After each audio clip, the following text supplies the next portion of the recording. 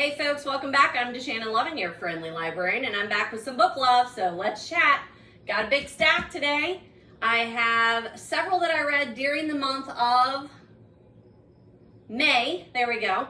Today is June 5th, and it's been, about a month since I posted a video. It's summertime. I'm a teacher, so teacher summertime hopefully means more videos. I'm going to work on that. I would really like to film 2 videos today. I would like to do my regular episode 61, I think I'm on. Yes, 61, where I talk to you about the books I've finished since the last time I've talked to you. I do some catching up, or actually that goes with that. I do some catching up, do a bit of a book haul. So I would like to do that regular video, which usually runs around an hour, maybe a little over. You can always listen to these videos rather than just watching them. I just prefer the YouTube platform because you get to see the beautiful books. And my beautiful bookshelves, which are dear to my heart. But you could absolutely just listen if that seems like a little bit much for you. So if you're, cleaning the house, doing dishes, doing laundry, taking a walk, take me along. I'm happy to go and give you a lot of book chatter. But then the second video that I would really like to do today, so I hope it happens, and I think it might, is my summer reading. What I want to read for summer reading, and then what I think you should read for summer reading, or at least give you some suggestions. Read whatever you want to. There is no judgment in this room. There is no judgment. We all have different tastes. If this is the first time to my channel, then I read a variety of works. I am a high school English teacher, so I do talk about young adult literature, but quite frankly, not very much, because I do that during my daily life. So a lot of the time on my channel is spent more with mysteries, thrillers, modern fiction, classics, with mysteries probably being my favorite. So I can't wait to spend some time in my library this morning with you. I'm in Southwest Ohio, and it is absolutely beautiful here right now. It's supposed to rain today, which is why I'm like, okay, I'll come in off the porch and film a video, because most of my time right across from me is my deck. I have an awning that I crank out, and it is set up for summer. I spent the last 3 days there, catching up on things and then coming in and trying to clean up and put things back in place. And I go back out there and read and catch up on things. I love my porch. I love my library. I love where we live. Yesterday was my 31st wedding anniversary, and we drove to Portsmouth, Ohio, to a place called the Scioto River. If you're in this area, you know the Scioto River. It's well known. We drove there, and it is about an hour and 20 minutes-ish from here, so it's a bit of a drive. That's why we saved it for a special occasion. But the mountains in southeastern Ohio they're just stunning. It was stunning. It was a beautiful drive. One of the reasons we wanted to take the time to do that, my husband worked all day, and then we got together and headed down there, and it was just a beautiful, beautiful drive. Great dinner, fabulous. If you're in the area, I'm sure you know about it. So I decided just to pour a cup of coffee and come in here and talk to you about my May reading. So I hope you stick around. Welcome or welcome back, whichever the case may be. There's a backlog. Like I said, this is episode 61, so plenty of book chatter to fill your day. So let's get started. All right, so always during those downtimes, whenever I'm moving books around, shifting, looking for something, taking a break or whatever, I'm usually listening to a podcast or a YouTube video. This morning, it is Stephen Donahue's response video, How to Read 100 Books a Year. I'm super enjoying it. It makes a lot of sense to me. That's always my goal, is right around that 100 mark. I changed it maybe 2 years ago. My cousin Deb just made the comment, you met your goal last year. Maybe you should just raise it by 1. So I did. So that was 101. And then this year it's 102. And I did find that as much as setting that goal, I think is important, because I love goals. I'm very much a list maker, a goal setter. It kept me focused. So my motivation was not just to hit the number, but to read more, to make sure that I'm reading more and enjoying the act of reading more than the dissatisfaction with just mindlessly scrolling or just wasting time, just like wasting time. So I listen to a lot of podcasts too. That's definitely my number one competition with listening to audiobooks would be listening to podcasts. I love that.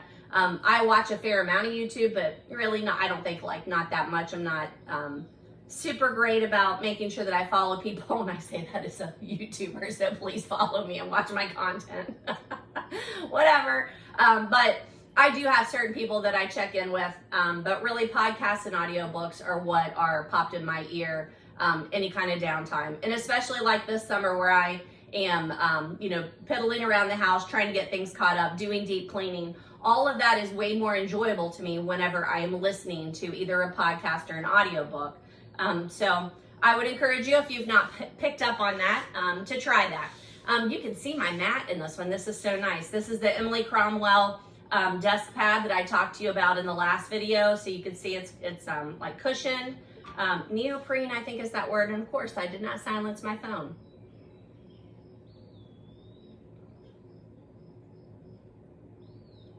But I'm very happy with it. So I have it here, and then I think during the school year, I'll probably move it to my desk at school. I don't know. I really love it. I really love it here. So it might have to stay here.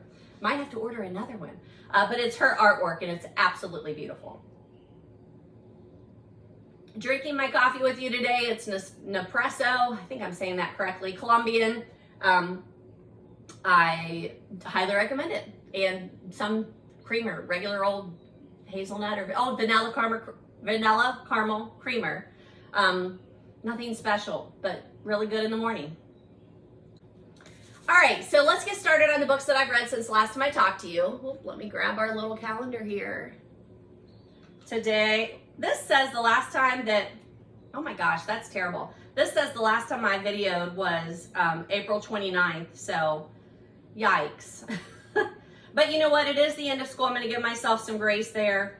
The end of school is always extremely difficult, just busy, lovely, but busy.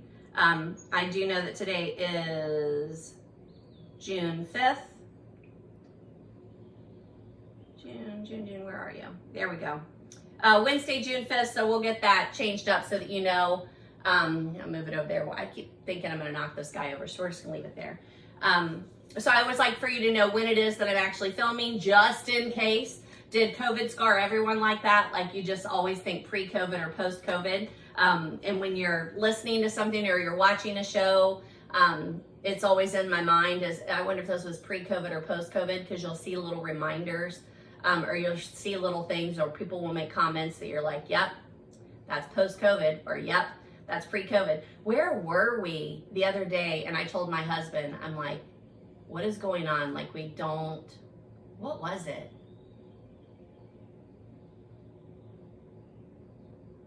I know what it was.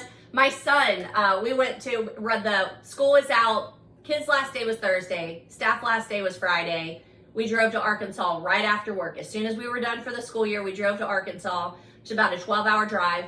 My son was fishing in the Major League Fishing All-American tournament. And he had made the top, well, we didn't know if he was going to make the top 10. After day one, he was in the top 10. And then day two, we were driving. So we're like, we hope he makes it. But if not, you know, it's our anniversary too. So we'll just hang out in Nashville or something for the weekend and drive home. He made it to the top 10. So we continued on to Arkansas. And then when they were doing the weighing in of the top 10, like the anglers will come up on the stage and they handed that, like they would put their fish, you know, in on the scale. I say, you know, as if you've ever watched a fishing weigh-in, but I've watched 5,000 of them. So you put your fish on the scale to weigh in, and then you hold up like your big fish, you know, whatever. And then the announcer would be like, hey, there's a towel there for you. And then let's chat. And then they interview them, like, what baits are you using? What were the water conditions? How do you feel about this? Blah, blah, blah, whatever, right? And they were using the same towel. And I looked at my husband, I'm like, like, I know it's fish guts, but it's like post-COVID, right? And he was like, oh no, I think they're each getting a different towel. And then as we watched, he's like, nope, same towel, you know? And it was just like those things that COVID taught you. Anyway, enough COVID talk, because nobody wants to talk about COVID. We do want to talk about books. I've got a couple things right here, and then I'm going to talk to you about the books that I read since the last time I talked to you. I don't know if I showed you this. My mom made me this bookmark. It's a felted bookmark.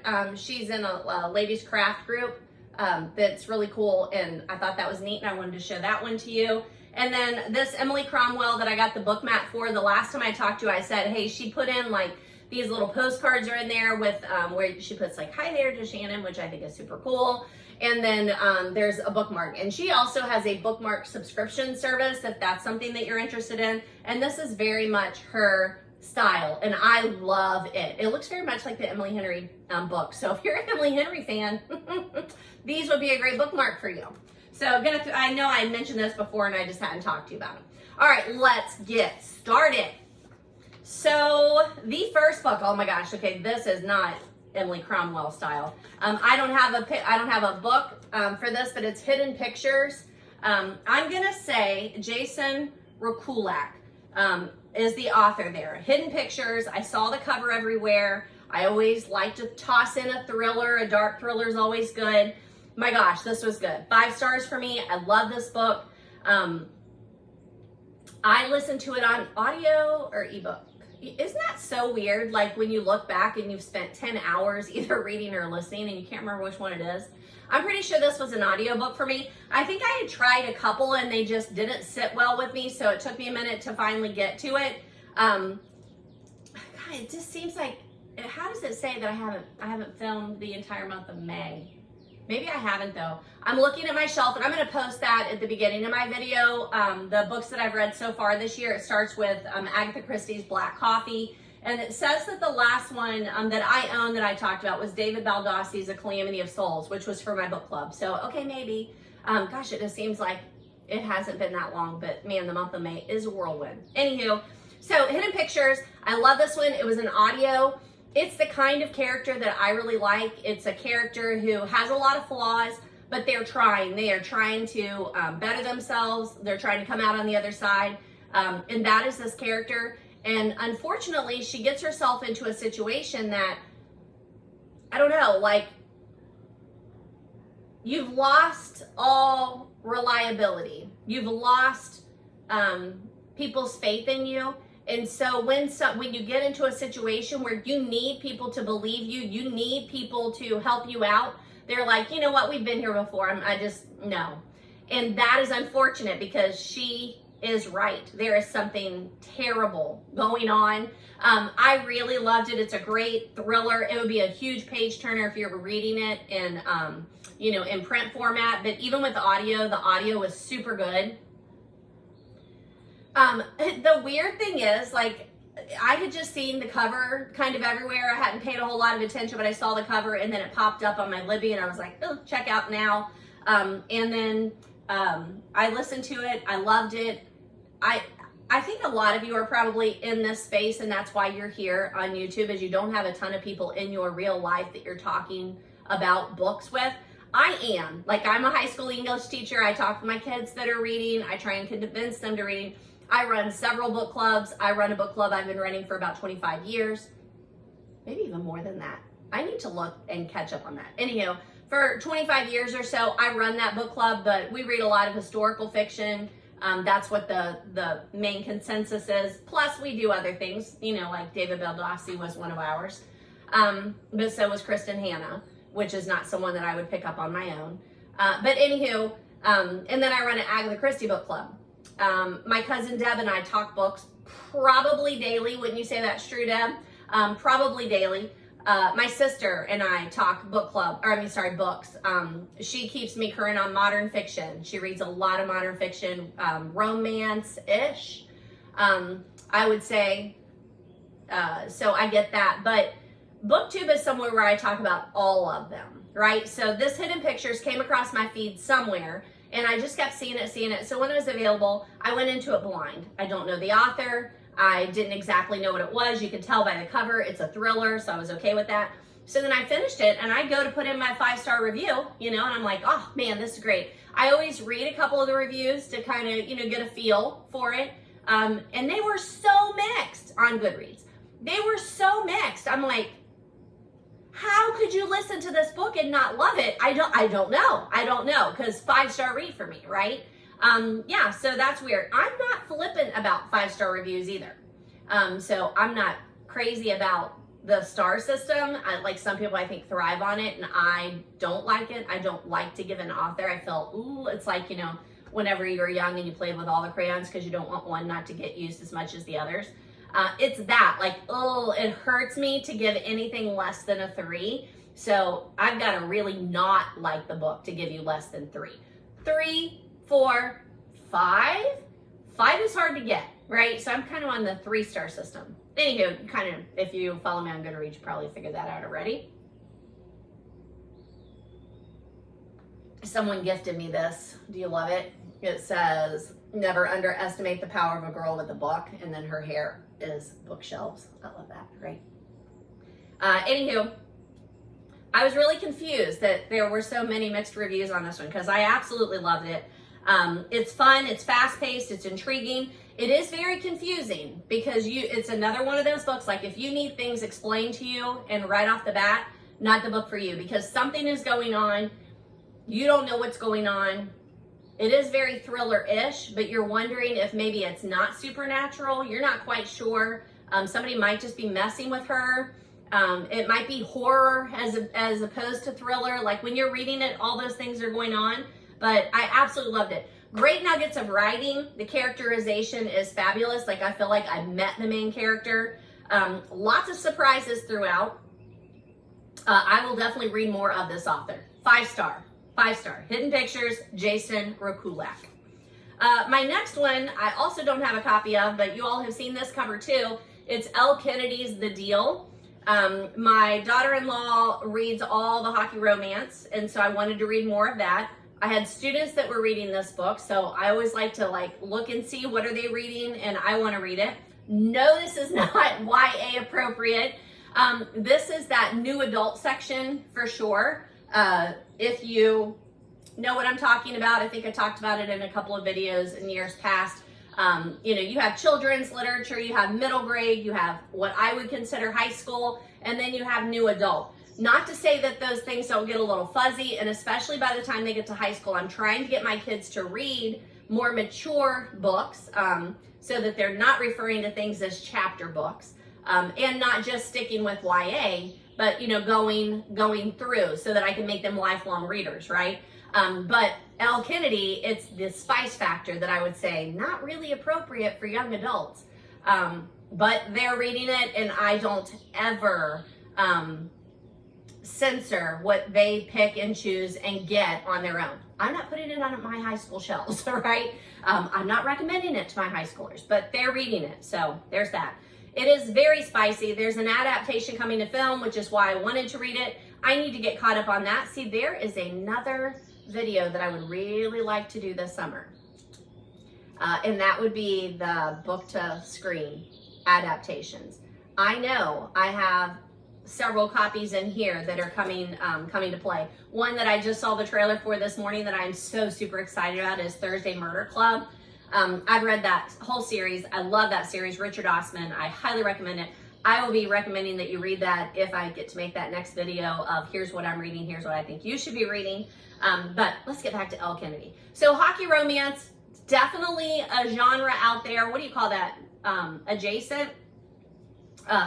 So it's romance, it's modern romance, new adult, but then very spicy, right? And I would say mid to higher spicy on this one if you're looking for a spice factor. I really have to have a great storyline if you're going to get me to read spicy romance, and this was a great storyline. I was all in. I loved it.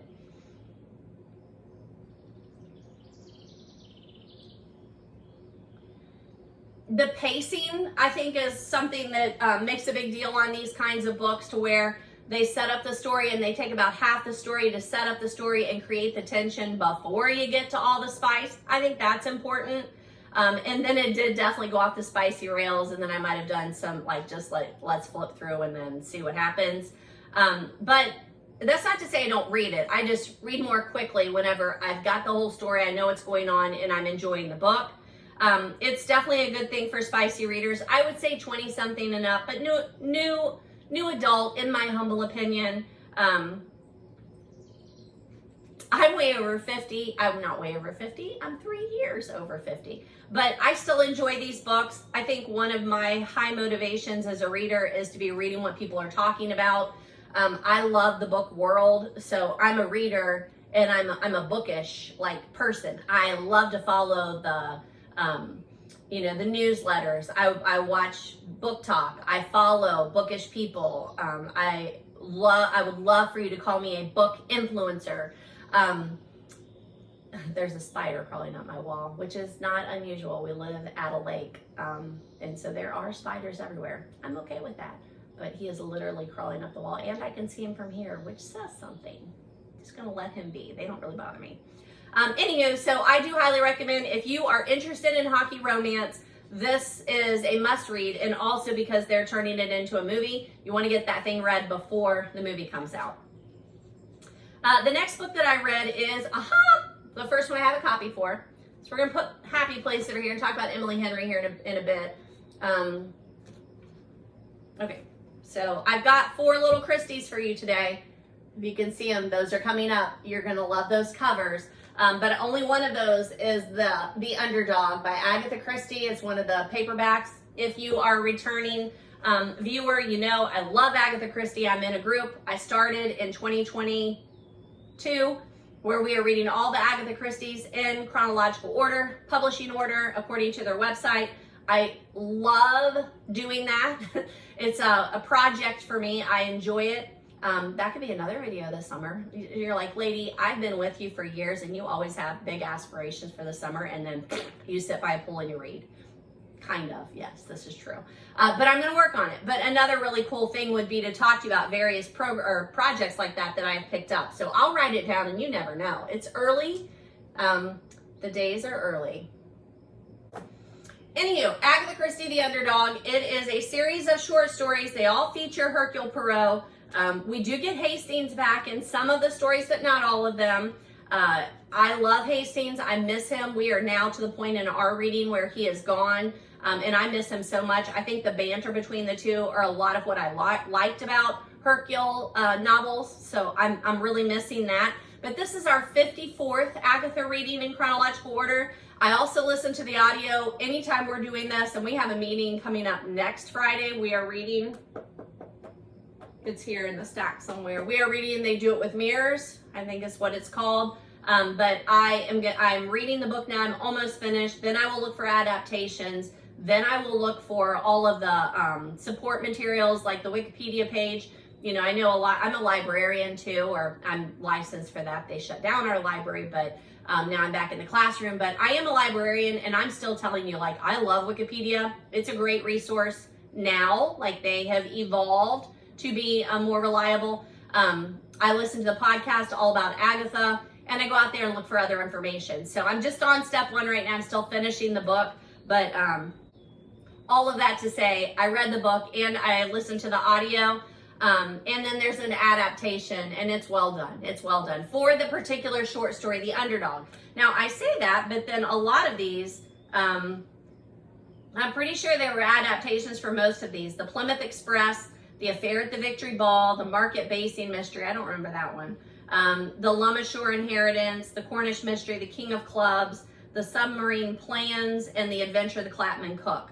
I remember The Adventure of the Clapham Cook too. So I watched them. If there was an adaptation, I have watched it, but I don't remember them as much. Short stories don't stick with me as much as I wish they would, but I do highly recommend it. You get a good taste of Hercule Poirot. If you've never read an Agatha Christie, you don't know who Hercule Poirot is, just get it and read The Underdog. Just read one and see what you think. The next one, that's 33, number 33 for the year. Number 34 for the year is Miss McGinty's Dead. That was this Agatha Christie. There you go. You can see. It's weird. I can't imagine that I read that and then I read this. I'm always reading multiple books at once, so you know, that is the kicker. I don't necessarily read one, lay it down, pick up another one, read another one. But there's this cover, which is a cool one. And then look, he's leaning over, if you know this story where my nails are terrible, I apologize. But he's leaning into at the train station. If you know the story, you know what's getting ready to happen. There is this, let me get my hands out of the way. There's this cover with this back. That's a fabulous addition. There's this cover, and with the back, there's Hercule at the top there. So I had 3 editions this time. Let's see what we've got. We've got a pocket books. They're all 3 pocket books. I don't know how you would clarify which one's which, but the other thing I really love about these editions is like this retailed for 50 cents, this one's 75, and this one I can't read that. That one I can't read, but 50 and 75 cents. I really wish books still cost that much, but authors, I do understand you got to make a living and you can't do that on pennies. I do understand. But yeah, let me put one of these guys out here so you can see it while I'm talking about it. But Mrs. McGinty is Dead was super fun. I enjoyed it. There's the underdog, right? Yeah. I enjoyed it. If you are interested in Agatha Christie, my Goodreads review on this one, I posted some of my notes in there. So I think that if you're someone who's reading Agatha, you would appreciate some of those notes. But this is number 55. It's our 32nd Hercule Poirot. It was published in 1952. It also has an alternate title, Blood Will Tell. And again, if you're an Agatha fan, you know that it sometimes it's difficult to navigate those alternative titles. I'm not showing you today, but on our way back from Arkansas, we stopped at McKay's Used Books in Nashville. If you're anywhere within an hour's driving time of Nashville, I'm not, so I only get to go there once every couple of years, but drive there. Drive there, make a day of it, walk those shelves. It's an amazing collection. The prices are right. I absolutely love it, but I was there. I use my phone. I have a Hercule Poirot, an Agatha Christie app that goes by title. So I was looking that way. You mark off the ones that you own, the ones that you've read. So it's pretty easy when I'm at a store and I'm looking for any Agatha Christie's, what I own and what I don't. They had a shelf, like a cubicle, probably about that big, of Agathas. I think I ended up with 2 that I didn't already own, maybe just 1. But the kicker there is while we're looking for titles or I'm looking at titles, then that's when you're like, oh, wait a minute. Like, I think I've read that, but I think I read a different title of it. So anywho, all that to say, if you're an Agatha person and you're just getting started, heads up, it's not as easy as you would think. We learned quite a bit more about Hercule Poirot. I like some of the descriptions in here where someone's describing him. It looks like he looks like a hairdresser. And it looks like maybe he had a home perm. I love that. I thought that was awesome. We learned that Poirot, never hindered by a pedantic regard for the truth, launched us into a speech. I love that. There's lots of humor in this one, which is one of the things I really like about Agatha that I didn't know prior to reading her works. I can never say her name, but Ariadne Oliver. I need to find someone saying that instead of just saying it in my head. But Ariadne, it's D-N-E. Oliver comes back in this one, and we saw her in Cards on the Table. She and Poirot are acquaintances. I think she calls him a friend in the book. This is why I'm not a big fan of a Halloween Party movie adaptation with Kenneth Branagh, is that how you say his name? The way they portrayed Oliver and Hercule's relationship in that movie made me angry. It made me angry. It made me sad. I would like to think that she is more the person who's in the books rather than on that screen. And she's played by someone super famous. I can't think of the girl's name, but you know who I'm talking about. This is why it's a conversation. I'm asking you to tell me. Can you just tell me? Whoever it is that plays her in that movie, she does a great job. I just don't like the way that they portrayed their relationship in that particular adaptation. Some great history, some great Christie hallmarks, the characters, the actors, masking, leaping in and out of windows. We always talk about that. My phone is not, or my watch has not been unlocked yet this morning. We always talk about that in my group. And this one gave us a lot of walking in and out of windows, which I love. There are a lot of adaptations for Mrs. McGinty's death, but these I have not gotten, or no, I did watch the one. It was very, that's why I don't even remember. It was made in 2008, and it's on the Poirot ones, but yeah, I don't even remember it. That's how bad it is. God, that's terrible. I need to rewatch that. I can't even remember it. Lots of allusions in this one, especially to Sherlock, which we see all over the Christie universe. I did come up with a great quote on this one. Page 88. She would forget her troubles, she decided, by turning her mind to the elucidation of real crime. Isn't that a great quote? That's a great quote. Again, one of the things I love about Christie. Humor, the characterization, a good mystery, the tropes are well done, and then I always have lots of annotations. I love it. I love it. Here's another great quote. Page 141. It was annoying, thought Poirot with exasperation, that on a case such as this, where he had offered his services without reward, solely out of friendship and respect for an upright police officer, that the victim of circumstances should so lack any romantic appeal. I love Poirot. Not everybody in my group does, but I love Poirot. Highly recommend. Highly, highly recommend. That is number 34. Number 35, I counted this. You know, like I said, it's not about the numbers for me, but I did count this because I've been making my way through it for a while. It's teacher inspirations, motivational quotes for you and your students. My friend, Mickey Brenneker, now Mickey Howard, gifted this to me at Christmas in 1993. I dated the pages where the quotes are, and I kept it on my desk, and every once in a while I would flip a page and date it. And then my students who walk around my desk all the time, sometimes they would comment on the quote. I don't know, it's a little spiral bound thing. It's put out by Great Quotations. So I'm just gonna throw that one out there. I counted that as my number 35. Number 36, I don't have a copy of. Where were we? Christmas with my husband's family. Not everybody knows that I even BookTube or cares, quite frankly. But I am always carrying a book no matter where we go, just in case there's downtime. And we were there for the weekend. So I had a book in my hand, and my husband's cousin said, have you ever read A Chance in the World? And I said, that doesn't sound familiar to me. And I think she said that they had read it in high school as like an all read. She's an adult now with childhood of her own. But I think she said that they read it as like required reading in high school. And so she was going home and coming back, or I don't know, her partner went home and came back, whatever it was. And so she was like, hey, I'll give it to you. You can read it. So I did. I read it. I just finished it because I knew I was going to see her a couple of weekends ago. It says, A Chance in the World, an orphan boy, a mysterious past, and how he found a place called home by Steve Pemberton. For fans of A Child Called It, this is your next read. I'm not a big fan of that particular book or genre because I work in the public sector.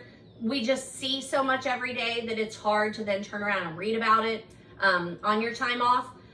However, this is very much like that story of just the story of someone who can persevere, overcome, and survive under incredibly terrible circumstances to become a wonderful human being. So highly recommend. It's A Chance in the World by Steve Pemberton. All of the titles and authors are listed below in the notes. I try very hard to give you copious notes on my podcast or my YouTubes so that you can go back and find any of the books, because that is my purpose, is to hand you suggestions that you might want to read. All right, now we come to it. Emily Henry. So Emily Henry, I've read several of her books before, so much so that when last August, my book club, the 25-year one, sat down, we always sit down in August and make out our book list for the next year. I suggested we read Emily Henry for a couple of reasons. Number one, she's a local author. She's a Cincinnati girl, if I'm not mistaken, Cincinnati girl. I'm pretty sure it tells us that. Now spends most of her time in Cincinnati, Ohio, and the part of Kentucky just beneath it. So yes, Cincinnati girl, local author. I love local authors. I think we should read them, support them, talk about them, talk with them if we ever got a chance. So highly recommend. And I had read several of her books, and they were all around the same kind of reading. So I thought this would be a good opportunity for us to throw an author out there and say, hey, read whichever one you want. Not everybody liked that idea. Several times they were like, why don't you just give us a title? Just give us a title. Can you not just give us a title? Give us a title. And I'm like, no, read whichever one you want, because I had read several and they were all great. And then I read this one. I don't love Happy Place. It's not my favorite. Let's put it that way. It's not my favorite. People We Meet on Vacation, my first one, I read that in 2022. And then in 2024, I read Beach Read. In 2025, I read Book Lovers. I love all of those. Probably Book Lovers would be my favorite, but of those three, it would be, it doesn't matter. Like, read any of them, they're great. Great summer reading for sure. Beach Read, heads up, it's not an ocean beach, it's a lake beach, but it's still Submarine. You could do that. This one was just a little, I don't even want to say darker, like it's called Happy Place. I'm not going to call it dark, but it is. It's more somber. It's more somber, and I wasn't expecting that. You know, I look at this, like I said, this looks like Emily Cromwell's design. So Emily Henry, if you ever get a hold of this, or anybody who knows Emily Henry, tell her to get a hold of Emily Cromwell and do, what do you call those, a matchup thing or whatever, because she's fabulous. And I think your aesthetics match up. But I still need to read the one where the librarian is the main character. I can't remember what that one's called. I looked for it at the used bookstore and they didn't have it, so I just need to keep my eyes open and try and pick up a copy of that one. But this one's just not as light or funny as her other ones. That's the other thing I really like about her books, is the banter between the characters and the humor that comes out. I just think I would be friends with any of her characters. Even in this one, I really would be friends with any of these people. Oh dear, I hope that wasn't something just like flew in here. Oh dear. Anywho, I have the door open, that would be why. Anywho, so I would recommend any Emily Henry. It gave me a chance to talk to my book club. They're older, like I am one of the youngest in that book club, and like I said, I'm 53. They're mostly retired teachers, retired educators. They liked it, okay. Several of them liked it, okay. Several of them just wouldn't even try it. Yeah, so there's that. But you know what, daggone it, they always make me read historical fiction, and that's not my favorite genre, but I read it because it's part of the book club, and I always am happy that I've read it. So you could have read an Emily Henry, it wouldn't have killed you. But anyhow, they probably don't even watch my YouTube, so I'm giving them a talking to, and they don't even hear it, so whatever. But we did have a lively discussion, and I was able to talk to them about like tropes and modern fiction and Emily Henry, and that's what I wanted to do. So there's that. And like I said, I need to be reading. Actually, I want to read Funny Story, I think is the one that I need to do. And it's on my summer reading list. So watch the next video, the summer reading, yours and mine, and we'll see what's there. But I already have reviews out there for Beach Read, Book Lovers, and People We Meet on Vacation. I also recently shared an article on Book Riot called What Your Favorite Emily Henry Book Says About You that I thought was cool. So highly recommend any of those and any Emily Henry. I will read more and be talking to you more about her. Ooh, almost knocked over my little guy there. The next one, where's my book? The next one is Truly Devious. Let me find it. So all year I've talked to you, and I mean school year since August of last year, I've talked to you about a class, an elective that I was able to teach. I pitched it last year. And it got picked up, and I had plenty of people to sign up, so I got to teach 2 sections of it, one first semester, one second semester. I called it Young Adult Literature, and this is our most current read, Truly Devious by Maureen Johnson. You can see I had fun with it. That class, we read, I already put my stack away because we're done with it, but Anthony Horowitz, the Alex Rider series, we read the first one in that, didn't love it, so I didn't want to do that one this semester. So we picked a new book, and this is the one that we replaced it with. We read Coraline by Neil Gaiman. We read We Were Liars, which is hitting the screens this summer. If you haven't read it, you need to read that. We read Coraline, We Were Liars, Truly Devious. There's one more in there. Speak by Lori Halls Anderson, which every high schooler should read. And all of those have been great. Truly Devious, by the time we got to this book at the end of the school year, they were content to just let me read it to them, and then they would pop up with a question or a comment or a theory, and it was a really good way to end that year. So they changed it up a little bit. They want me to teach it again next year, but they're calling it, or we are calling it, I shouldn't say they. We're calling it Reading and Writing Through Literature, so that we can incorporate a little bit more writing into it, because this time we basically would read the book together. We would do a couple of projects, like I would make a Google Doc and we would do group notes. And then at the end, each individual or group had to do a project that talked about, like, showed some level of comprehending it. This time it was really cool because they did an autopsy. They did it on a poster board. They drew the body and then they drew the, like, what do you call those? Like the wounds. It was super good, super cool, among other things, but that one I really liked. We did a murder board together, which was really cool. I've always wanted to do a murder board. Yeah, I really enjoyed that class. I enjoyed both sections of that class. And I'm glad that I get to do it again. It's a little more relaxed, which sometimes is a bit of a challenge, but the relationships that I get to form with the kids, that is the most important thing to me in education, and that class made it easy to do. And with students that I normally did not get a lot of class time with, they were in that class, and it enhanced everything. I loved it. But Truly Devious by Maureen Johnson. I had heard of this book, like you can see, like I've got notes everywhere. I had heard of this book on the All About Agatha's podcast. They did an interview with Maureen Johnson, so I had a copy here. I was looking to see because I think I took it out. But I had a copy here in my to be read stack for a long time, and just hadn't gotten to it, but they called her Agatha-esque. And absolutely. If you're an Agatha fan, you want to read some modern fiction, it is YA, but I don't care. I mean, if you're a real reader, is that a term? If you're a real reader, I don't think you care if it's written for children, middle grade, young adult, or classic. I think you like to read. You like to read a good story. That's a good story. It was so fun. Lots of references and allusions to not only Agatha, but Sherlock, modern cases, modern literature. I loved it. I absolutely loved it. I loved annotating. It's got great characterization. Pointing out tone was easy to do in this one. So I think my tabs, I don't know if I wrote it in here. I actually honed my skills of annotating with this book, but I think it's in something else, but I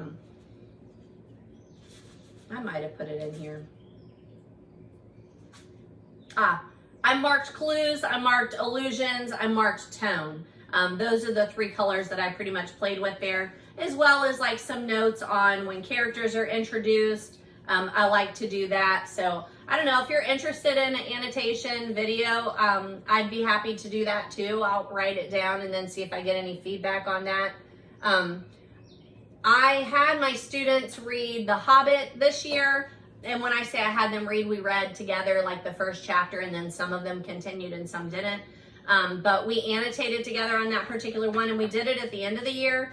And from that experience, I have decided that we are going to start the year next year with an all read and do at least the first chapter like that, but do it earlier in the year so that, you know, I can guide them a little bit better in that.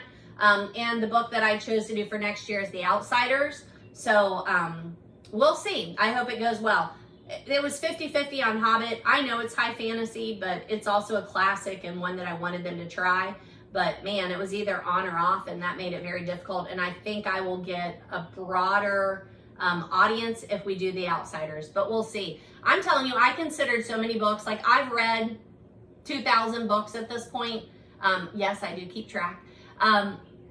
So I had a lot to choose from. Plus, I worked in the library, a high school library, for 20 years. So I had a lot to choose from, but trying to pick that one novel that you think the majority of the people will like is not easy. It's not easy, but whatever. It is what it is. So I highly recommend this. 5 stars, Truly Devious, Maureen Johnson. It's a series. I will continue with the series. I loved it. And then, is this the last one? Yep, this is my last one. Last book that I finally finished is The Atomic Habits by James Clear. Highly recommend this book. Again, 5 stars. I think everybody should read it. I kept copious notes on that, and I'm integrating a lot of that into my lessons for the year. Just little things.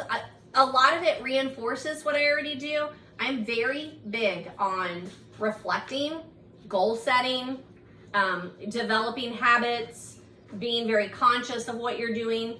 And I have taught that for the last 5 years that I've been in the classroom. I've taught that. Like, I stop and we do stuff like that. We do lots of journaling every month. The last day of the month, we make a list. Here's what happened the last month. Here's what we're looking forward to. First day of the month, pick some things off there and talk about them in an essay form. We do that without fail for the last 5 years. Last day of the month, first day of the month. Now, I get a lot of feedback on that. Some people love it. Some people hate it. I don't care. I'm still going to do that because I think it's super helpful to reflect on where you are and to goal set for where you want to be and how you're going to get there. And that's what he focuses on. So I found lots of great usable things in this book. Highly recommend it. It's a 5-star. There's a beautiful red cardinal out there. Trying to find some food on my deck. I do have food out there for her, so I hope I think. Is it she or he? The ones that are bright red? She, I think. I hope she finds it. Anywho, it's a must read. The other thing that I would say that enhanced my reading of this novel is I buddy read it with my friend John. He's a former student, now friend. We've kept in touch over the years on social media. He's a good 25, 30 years younger than I am. 30ish, I guess. He's been out of high school for a while. But we kept in touch over social media. When I was in the library and he was a student, he would come in like with his classes or during study hall or whatever. We would mainly talk about movies and TV shows. That's what we talked about more than anything. I don't know that he ever read and completed a book in high school. Again, just whatever. Like, I know that was my job, was to try and get him to read a book, but like I said, it really is more about the relationships for me. And we just got along. We like to talk about the various shows and movies that we were watching, recommend them to each other. Great guy. And then we just kept in touch after he graduated, and somewhere along the way he mentioned this and I said, I've been wanting to read that book. And I don't know, I can't remember now who said what, but we're like, you know what, let's both get a copy of it and then we'll just shoot each other feedback along the way. We've been doing that. I don't know, I could look back, but we've been doing that the better part of this year, maybe some of last school year. I can't really remember when we picked it up. But so we've taken our time. It hasn't been a year, I don't think, but maybe more than 6 months. We have been reading this book and shooting messages back and forth via Facebook Messenger, like, hey, I really like this point. How can you implement this? Or what have you done? What's your experience with this? This is a great quote. That was a great way to read this book. So if you have a friend who, you know, and long distance friends are like, I don't know the last time I saw John in person.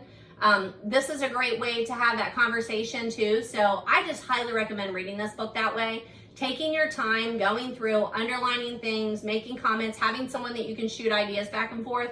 Highly, highly recommend it. 5-star read for me. I think what James Clear does is moves you past wanting to set goals to developing habits, how to do that, how to implement those strategies. And then he gives you lots of little background stories that just reinforce a lot of what you already know, but you need to hear somebody tell you, right? So I love it. So a couple of quotes. Nothing sustains motivation better than belonging to the tribe. The most effective form of learning is practice, not planning. Every habit is just an obstacle to getting what you really want. And boiling water will soften a potato and harden an egg. And when I read that to my husband, like we were traveling and I was reading it, he was like, what? You go on to hear the story that you place yourself in a situation of which you are made for. And a potato is made to soften to make mashed potatoes or baked potatoes. An egg is made to harden so that you make boiled eggs. So both of them are in the same environment and both of them have different outcomes. I thought that was phenomenal. I thought it was phenomenal. Highly recommend Atomic Habits. I have pages and pages of notes. The other thing that I found interesting on that one is, you know, once I started reading it and I would say something about it on social media or throw it out there, you know, how you're being stalked. I would get all kinds of breakdowns, maps, extra stuff about Atomic Habits. So there's lots of extra material with that one. I can't recommend it enough. I think it's a fabulous nonfiction read. If you're not a nonfiction reader, this is a good way to dip your toe in that because it's such relatable content for anyone, okay? All right, that takes me through the books I've read since the last time I talked to you, and I've been filming for 52 minutes. I'll cut that down some, but you know me, I lie, not much. Let's shift to the next stack, so let me grab that for you. All right. I mentioned this in one of my previous videos, like last month, I think, and I don't think I had it down here to show you. This is the book stack hair clip claw. You know, I'm trying to, it's not great in a video, but whatever. The claw that I had mentioned before, I bought it from ABC Book Market at a festival. I love it. It is interesting, like, I don't know. Let me see here, hold on. I think it works best like this for me. I don't know what that's gonna look like on video, so hopefully that'll work for you. But it works best for me to like hold up my hair. My hair is ridiculously out of control right now. It's like down here, it's it's bad. I need a haircut terribly, and I'm terrible at setting appointments and keeping them. So I just need to do it, especially since I'm getting ready to go to Florida where it's 100 degrees and I have way too much hair. Anywho, so it works well for me to like pop up that, bun on top. So I really like it. I bought it at a market, and then less than a month later, somebody messaged me a picture of it and said, man, this looks just like you. I'm like, well, it should, because I literally just bought it. That is definitely how I am. Oh, you know what I didn't do? I didn't light our candle. Let's see what we have here. We have, oh, the front porch. Peace on the Porch by the Peaceful Porch Candle Company. Oh my gosh, it's so good. Why have I not lit that yet? Let me find the matches. I think I see them. We've been filming an hour and I haven't lit a candle. What is going on? Ah! And I'm out of matches. Why would they go back in here? This is something I holler at my husband for, and apparently I'm the culprit. There we go. I'm like, surely I have another matchbook in there. I do.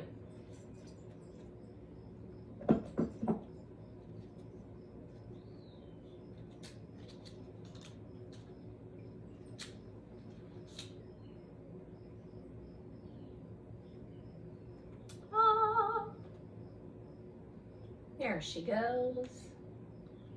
That's beautiful. This is a really lovely candle. I bought it at the same market that I bought the hair thing from. Watch this. I'm not putting that back in my stack. It goes over here.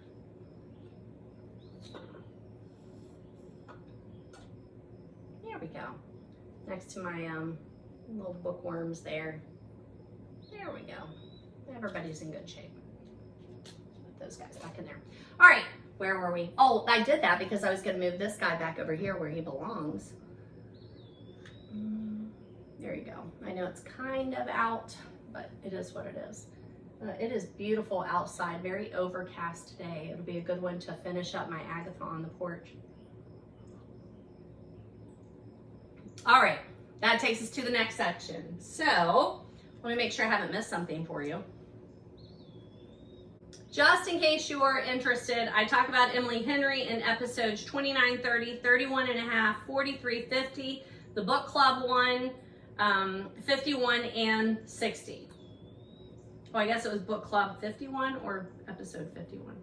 Book club episode and episode 51 and 60. So yeah, there's that. Almost all of her titles are turned into movies. So Beach Read, Book Lovers, People We Meet on Vacation, all of those look like they are being turned into movies. Maureen Johnson, Truly Devious, I mentioned in the student video too. I don't know why I would have mentioned it that early. Oh, because she's written a couple of other books that I really like. 13 Little Blue Envelopes was really fun. And then episode 18, 32, and 54. 13 Little Blue Envelopes is very much more lighthearted, finding oneself, growing, like coming of age, adventure kind of novel, but I really love that one too, 13 Little Blue Envelopes. I have a couple of books by her that I need to read, Devilish, and I don't have 9 Little Liars, but that's another one that I want to read. But I think that's part of the Truly Devious series. And then I had also talked to you about the All About Agatha interview with Maureen Johnson, author of Dead at Morning House, which I think is also part of the Truly Devious. Looks like an ambulance just went by. Truly Devious series. I had talked to you about Atomic Habits in 52 and 56, but both of those, like I had been reading, I hadn't finished it. All right, I'm also going to change the order just a little bit from what I have done before, because I wanted to, make sure that I get through these things, but I wanted to talk to you about some things and just not run out of time, which sometimes I do. Because like I said, I am already in an hour, which is insane, but whatever, I'll cut it down some. But I wanted to tell you I am giving up on reading The Hobbit. I've already read The Hobbit in the past. But I enjoyed it more reading it deeply like I did this time with my class and annotating it, but it's become too much. So I'm giving it up. I don't need to continue reading that one. So I took it off my currently reading list, but I've talked to you about The Hobbit in episodes 18, 19, 32, 40, and 55. Spring, I've got my spring books up here. So like The Year of Cozy is a year-round one. I've got Mary Englebright's Spring in Just Spring, which is an E.E. Cummings poem turned into a picture book. Hundreds of Things to Do on a Rainy Day. All of those are very springy books, and I've already talked to you about those before. So I just wanted to throw those out there. We are still technically spring. Summer doesn't hit until I think June 23rd or 21st maybe. But I did want to give you a short mention on those.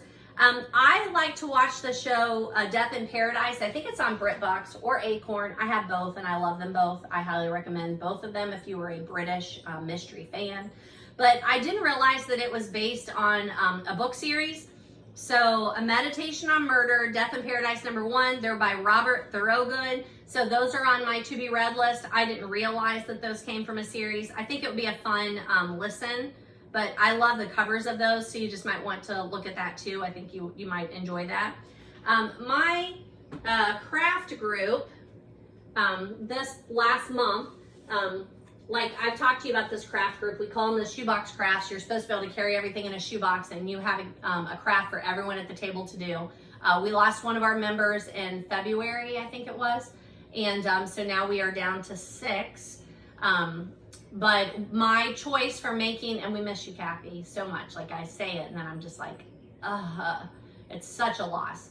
But my craft for this last time was an altered book. So I just wanted to show you, and I know everybody falls on different sides here, but this is one of the Reading Digest condensed versions, which they're everywhere. They're out there. Not a lot of people really want these books. But it still kind of hurt me a little bit to do it, but then I gave everyone one of these, and then we added to them. So you might call it a junk journal, you might call it a altered book, but this is my version. I did some stamping, I did some putting some stickers in there, I tried various techniques like using this. A lot of times, because I just can't help myself, I write at the bottom which technique I used because I thought that was fun.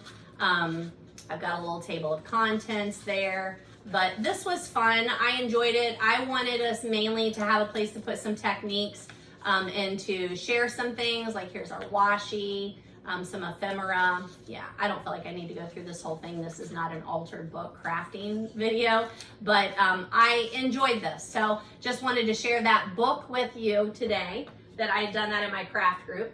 And, let me know.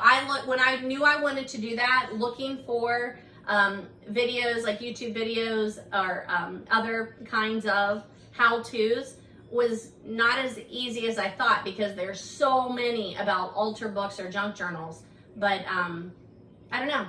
They just didn't stand out to me. Like, I feel like I've seen them and watched them throughout time, and I really liked it and wanted to do it. And then when I went looking for it, I had a hard time finding it. I don't know why.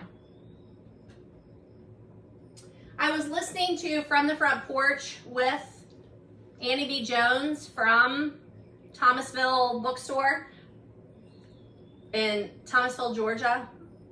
I don't know if that's the name of the bookstore or not. Anywho, she has a new book out, so I've requested it. I can't wait to read that. It's gotten great reviews from people that I trust.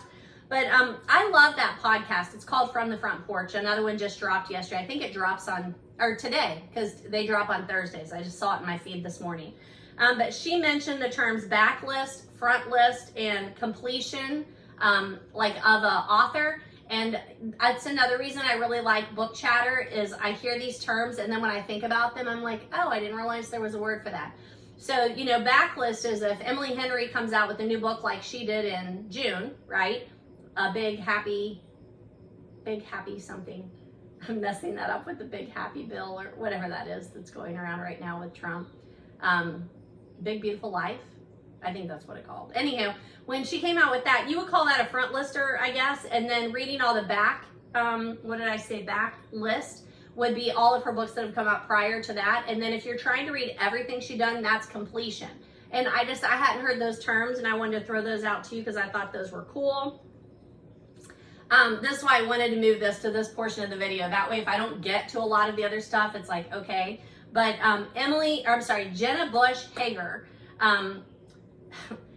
the Read with Jenna, I follow. It's kind of hit or miss with me whether I like the books that she suggests or not, but she created a book festival, and I'm like, oh, this is super cool. Have you seen this? Oh my gosh. Like, the tickets were like $300 or something crazy. Now, I go to Cincinnati Books by the Banks, which is free. I go to Columbus Book Festival, which is free. I think they might have ticketed items that you can purchase as like add-ons. I'm saying that. I don't even know. I don't know that anything costs you. You know, I've gone to ticketed events at like Joseph Beth Booksellers here in Cincinnati, independent bookstore, where you purchase the book and that gets you a free ticket to the talk.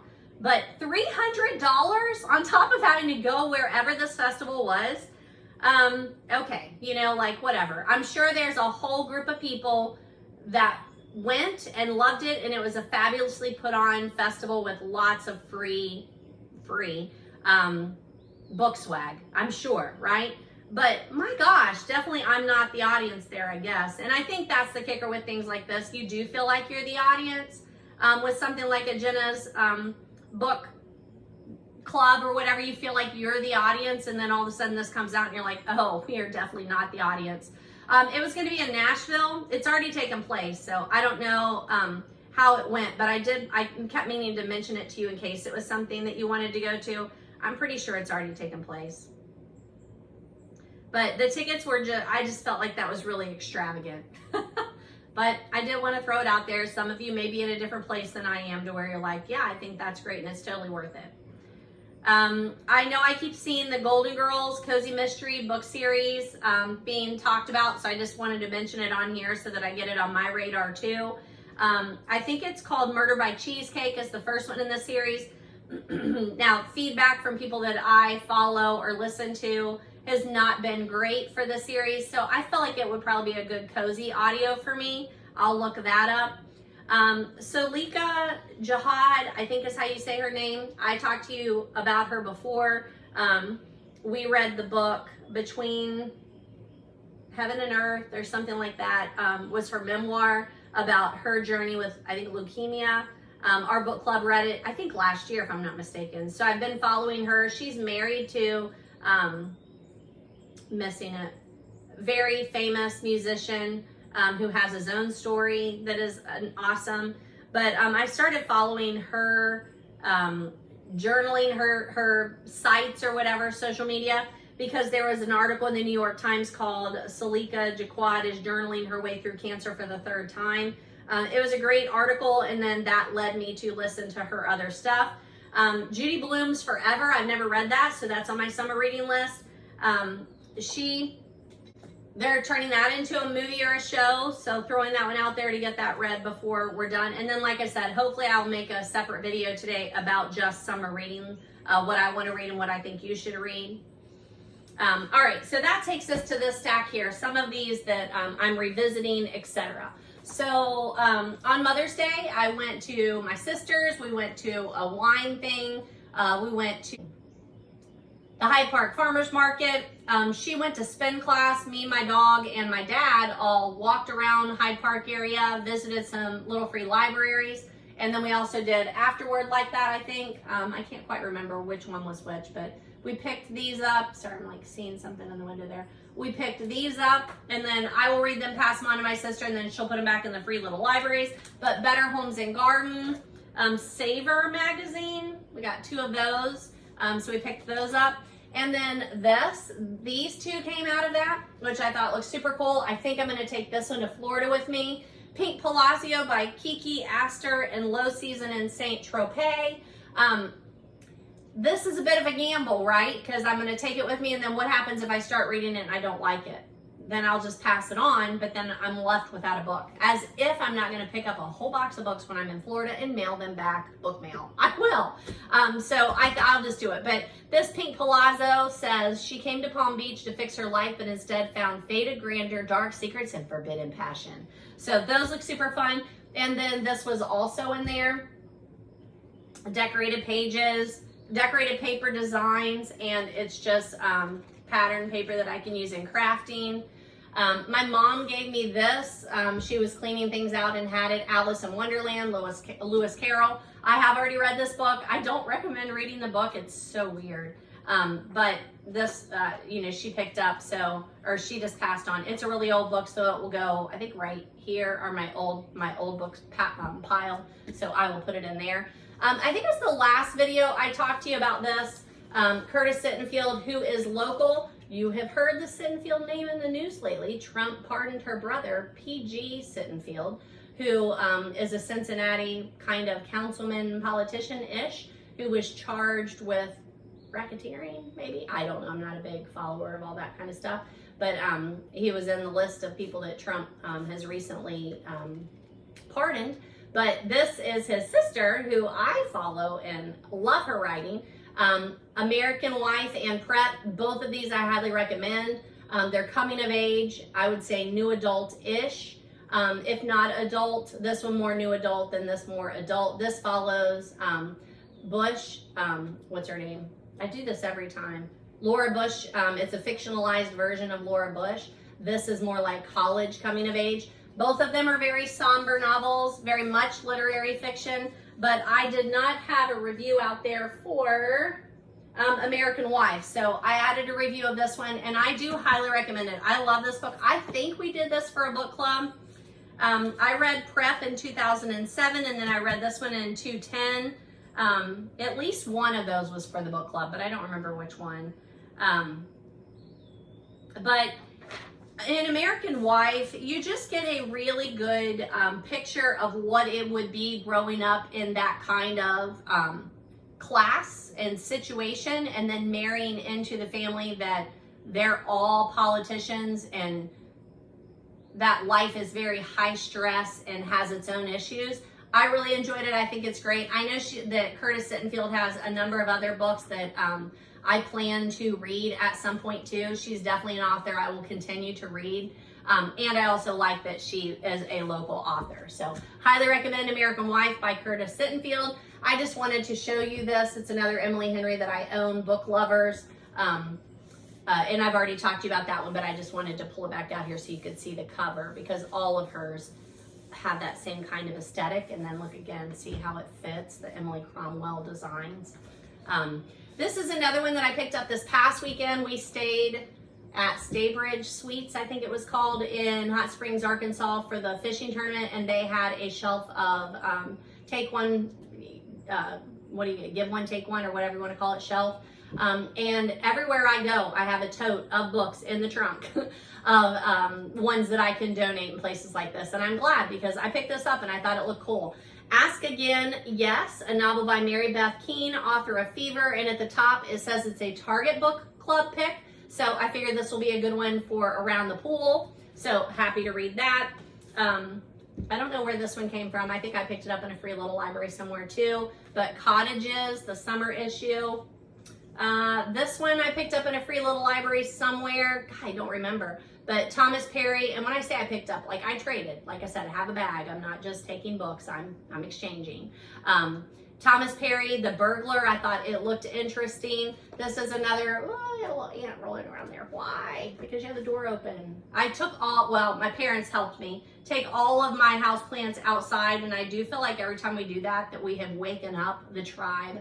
And every once in a while, then I will see an ant flying around. So there's that. Public library haul. I got a couple of magazines to flip through, and then I will send them back. My husband goes in to like run the weight room at the high school here, enough so that he can drop these off at the library for me. But I picked up a copy of The Atlantic because I keep seeh articles come across, and I need to figure out how to get access to The Atlantic through my public library, because I don't want to pay for the subscription, the online subscription. And then a copy of Bookmarks. I always like to read the current Bookmarks, where it's telling me about the books that are out. Outside Magazine, and it was the Travel Awards, the 50 Most Epic Adventures in North America. So that, piqued my interest. And then a Publisher's Weekly. So I will finish those before Monday when I'm flying out to Florida to my cousins, and have my husband drop those back off. But super excited about those. I think they're great reads. Always encourage you to support your public library. Support them by being there. I do lots of online, like my Libby is through my public library, and I use that every day of my life. But I like to pop in, see what they have, talk with the staff, just be a presence there, see what events they have going on, and obviously check out like print materials. I enjoy doing that. While I was there this last time, they had a used book sale going on, so I picked up another copy of Rotten Ruin for my classroom, another copy of Avalon for my classroom. The Rotten Ruin is by Jonathan Mayberry. Avalon is by Mindy Arnett. I already had a paperback copy of Avalon here, so I just pulled it to make sure I had it. But both of these are like library discards, so that's not something I usually get for my actual library. But they're great for classroom because you never know if they're gonna be there or not. This one, Why We Broke Up by Daniel Handler.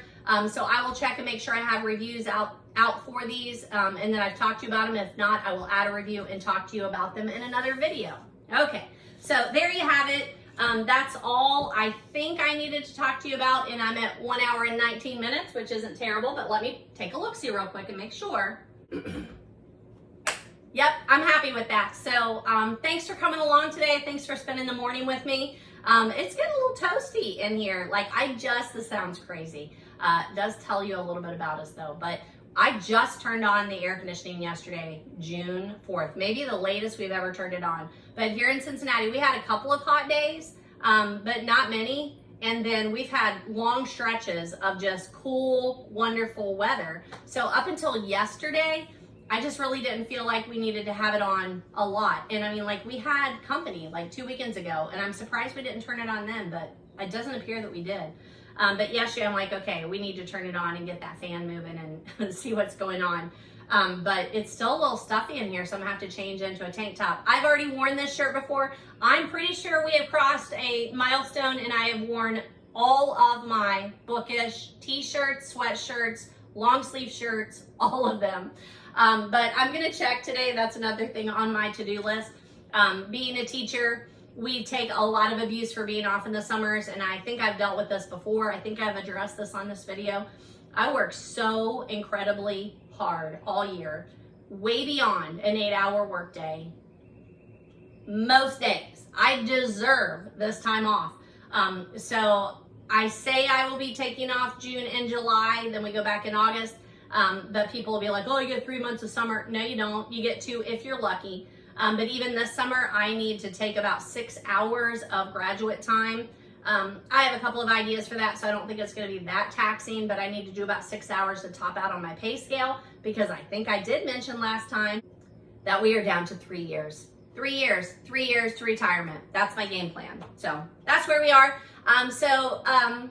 Hopefully I will get this book, or I will get this video out there, and I will get it edited, uploaded, and out there to you. And then by the time I do that, it will be very short between I can get the other one edited and out there to you. Within, I would say, the next week, I hope. And then the next one, I hope to talk to you about my summer reading list, what I plan to read, and what I think you should read too. So if you've not made that list, be looking for that video. All the books that I talked to you about can easily be found at your public library. Most of my books are thrifted, secondhand, borrowed, gifted books. Every once in a while I'll pay for full price for a book. But you can get these at your public library on Libby if you're trying to do audios or ebooks. So, that's a great way to get these things for free. You don't need to buy anything. Follow along, like, subscribe, look at my backlog, see if there's anything there that you like. And thanks for spending this time with me, folks. Happy reading!